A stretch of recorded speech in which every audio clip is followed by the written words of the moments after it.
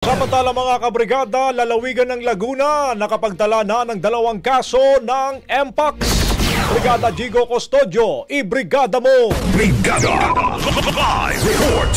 Mayroon ng 2 aktibong kaso ng Mpox sa lalawigan ng Laguna. Ito ang kinumpirma ng Laguna Provincial Health Office. Ayon kay Dr. Odi Inoncilio, ang head ng Laguna PHO, simula noong Enero hanggang ngayong Mayo, 4 ang kanilang naitalang kumpirmadong kaso ng Mpox sa probinsya.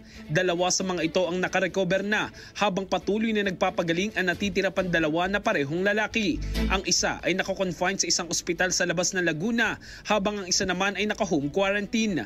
Ayon kay Dr. Inoncilio, parehong walang travel history ang 2 aktibong kaso. Sa kabuuan, umabot sa 20 ang suspected cases ng Mpox sa Laguna. Gayunman, 16 dito ang negatibo sa ginawang test ng Research Institute for Tropical Medicine. Sa kabila nito, binigyan diin ni Dr. Inoncilio na walang dapat ikabahala ang publiko, pero kailangan pa ring panatilihin ang health protocols. Samantala, nilinaw naman ni Batangas Provincial Health Office Acting Head Dr. Lali Masangkay na ang suspected case ng Mpox sa lalawigan ay negatibo ang resulta.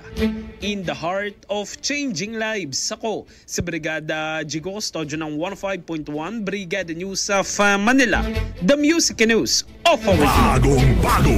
Ang bahaging ito ay hatid sa atin ng Maxan Mangosteen Santon Coffee. Max Healthy, Max Sarap.